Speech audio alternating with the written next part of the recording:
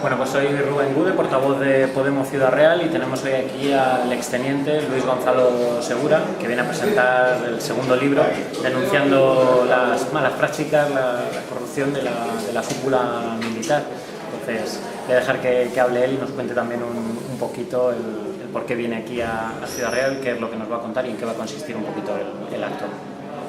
Bueno, yo creo que sobre todo, primero dar las gracias a nosotros, a Podemos, porque la verdad que estáis consiguiendo que esta historia no quede ahogada, ¿no? Y eso es muy importante. Entonces, fundamentalmente yo lo que quiero es que se recupere el conocimiento social de lo que son las Fuerzas Armadas, de lo que sucede en las Fuerzas Armadas, ¿no? Que yo creo que es un primer paso para que la ciudadanía vuelva a recuperar las Fuerzas Armadas como un espacio propio de los ciudadanos que nunca deberían haber dejado de haber sido suyo, ¿no? Entonces yo creo que este tipo de charlas, que muchos ciudadanos que realmente no saben lo que pasa en las Fuerzas Armadas, no saben cómo funcionan las Fuerzas Armadas, no saben el armamento que tenemos, o dejamos de tener, si es útil, si no es útil. Yo creo que es muy importante que este tipo de charlas ayuden a concienciar a los ciudadanos, ayuden a recuperar ese conocimiento social que desde que se terminó el servicio militar obligatorio se ha perdido, y que de esta forma, pues evidentemente, si los ciudadanos saben que en las Fuerzas Armadas está pasando algo que no es apropiado, que no son unas buenas prácticas o que no deberían de pasar, pues a partir de ahí podrá querer cambiarlo. Pero hasta que no recupere ese conocimiento es completamente imposible. ¿Crees que lo que estás haciendo también te sirve un poco para que, además de dar luz a esa oscuridad que hay en torno a la institución del Ejército, estás recibiendo también el respaldo de la sociedad, a pesar de las represalias que ha tenido contra ti todo el aparato de las Fuerzas Armadas? Sí, la verdad es que sí, ¿no? Hoy lo que estáis haciendo pues es algo que anima muchísimo, ¿no? Te ayuda a querer seguir y a intentar querer cambiar las cosas. Sí, es muy importante, ¿no? Evidentemente hay una parte de la sociedad que está en contra, lógicamente, y que además siente todo esto como un ataque, pero evidentemente hay otra parte de la sociedad que se está empezando a interesar y está empezando a darse cuenta que las Fuerzas Armadas pues son una parte de la sociedad y tienen que, evidentemente, saber lo que pasa en ellas y modificarlas, claro que sí. Vale, pues... ¿Cómo ves el momento actual político? ¿Cómo ves el patio ahora mismo en España? Bueno, complicado. Yo creo que asistimos a un teatro político que, como siempre, no deja de sorprendernos y básicamente lo que estamos viviendo ahora es una gran actuación, o entiendo que es una gran actuación política con un único interés, que es el de conseguir votos, ¿no? Sacar un rédito electoral de todo esto, porque de lo contrario es completamente inexplicable, ¿no?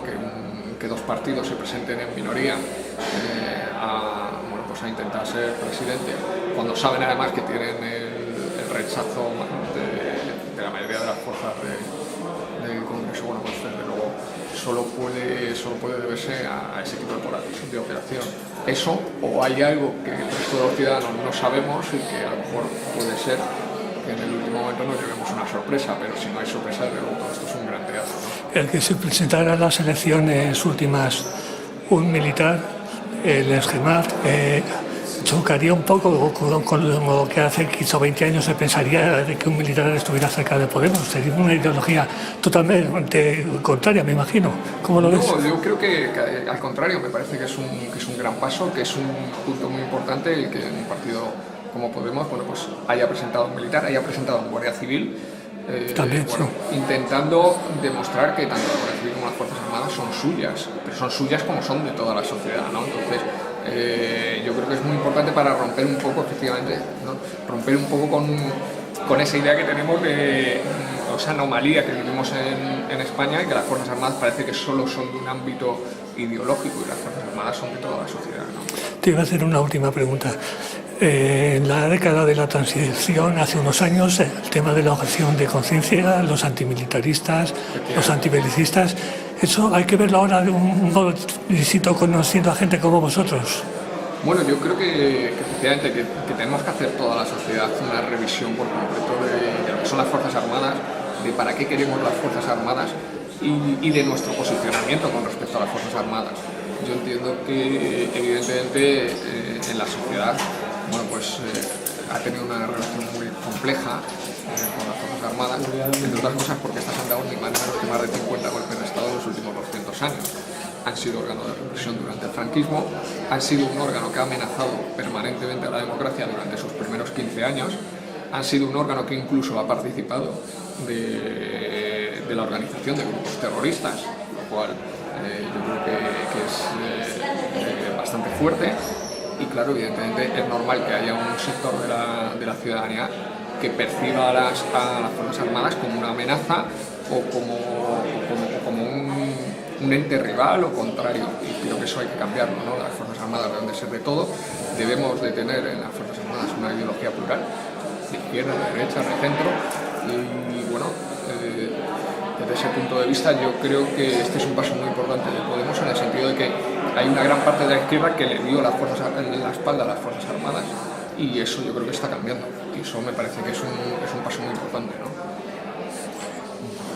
¿Hasta qué punto, Luis, que se habla tanto de austeridad y de tema de presupuestos y tal, crees que se está llevando a cabo también en el ejército y sobre todo se está llevando a cabo un gasto responsable en todo lo que tiene que ver las partidas destinadas a las Fuerzas Armadas, a defensa en este caso? Bueno, en el ejército tenemos yo creo que dos problemas fundamentales. Uno, que hemos metido a la zorra en el gallinero, es decir, que tenemos a Morenés haciendo las compras, y dos, que tenemos a Gila dirigiendo al ejército, es decir, nuestros generales y altos mandos se parecen muchísimo a Gila. Entonces, claro, al final esto a lo que lleva es a que nos hayamos gastado más de 40.000 millones de euros en armamento que no necesitamos. Es decir, tenemos un submarino que no flota, tenemos un avión que no vuela y hemos tenido un carro de combate que no disparaba.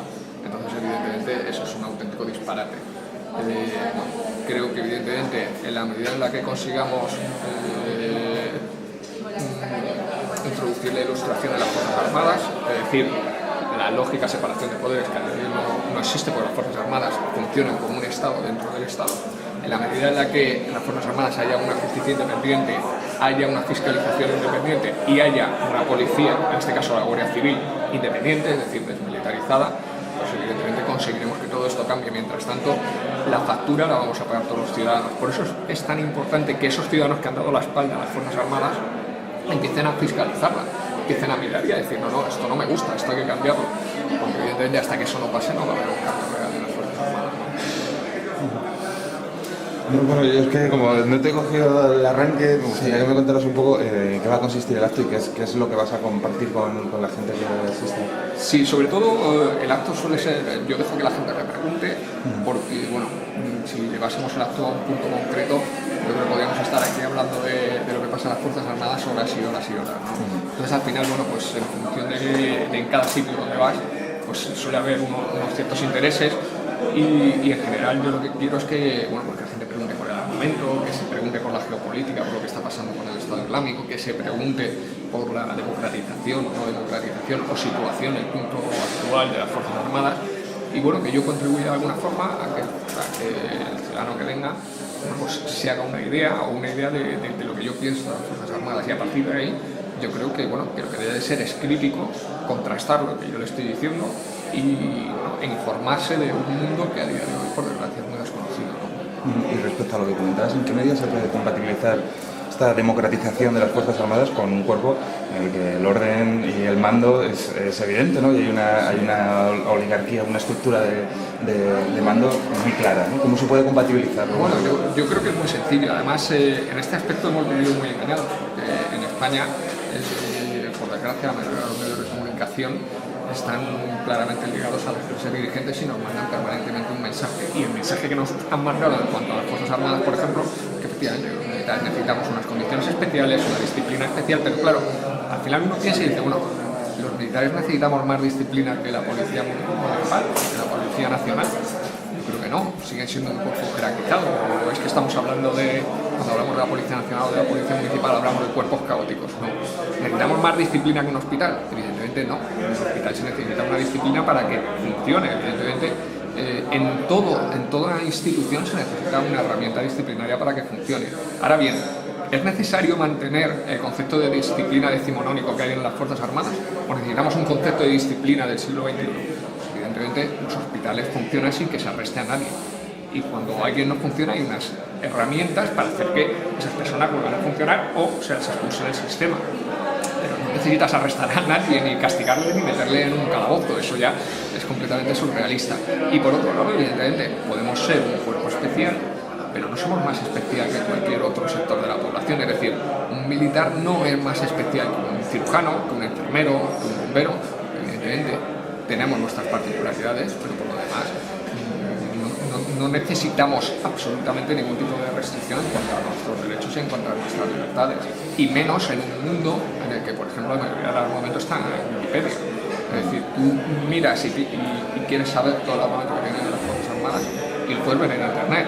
Después te vas a Wikipedia y puedes consultar todas las características de todos los vehículos, armamento, misiles. Es decir, no se necesita ni siquiera mantener un cierto secreto, ¿no? Quitando el secreto determinadas cuestiones de seguridad nacional, que se debe mantener el secreto, quitando que podamos tener un derecho a la huelga restringido. Más allá de eso, no falta que tengamos ninguna otra restricción porque somos unos ciudadanos como cualquier otro. Pero evidentemente un médico, un cirujano o un bombero no tiene un derecho pleno de hacer huelga. Un cirujano no puede decir, bueno, pues me pongo en huelga y si hoy mueren 10 personas, pues que se fastidien. Evidentemente no puede. Un militar tampoco. Pero más allá de eso, no hay ningún problema. Que tengamos sindicatos, en que tengamos los mismos derechos y libertades y podamos contar lo que pasa en nuestras Fuerzas Armadas. Pues exactamente igual que un policía, y la Policía Nacional funciona perfectamente. Entonces, evidentemente, creo que, además vosotros en esto podéis contribuir mucho, que hay que cambiar esa mentalidad. Y bueno, se está excusando bajo unas supuestas necesidades de disciplina, que no son tales, una serie de recortes en los derechos y en las libertades que realmente a lo que están contribuyendo es a que existan unas malas prácticas dentro de las Fuerzas Armadas. Porque evidentemente cuando yo le recorto a una persona la libertad de expresión, evidentemente lo que estoy favoreciendo es que haya malas prácticas, y estoy favoreciendo el poder cometer abusos, el poder tener privilegios anacrónicos y que ese señor no lo pueda contar, ¿no? Evidentemente eso no afecta a todo lo que yo he contado, que por cierto nadie ha dicho que sea falso, no afecta a la libertad, o sea, no afecta a la seguridad nacional, ¿no? Que yo diga que mi jefe es un ladrón o es un corrupto.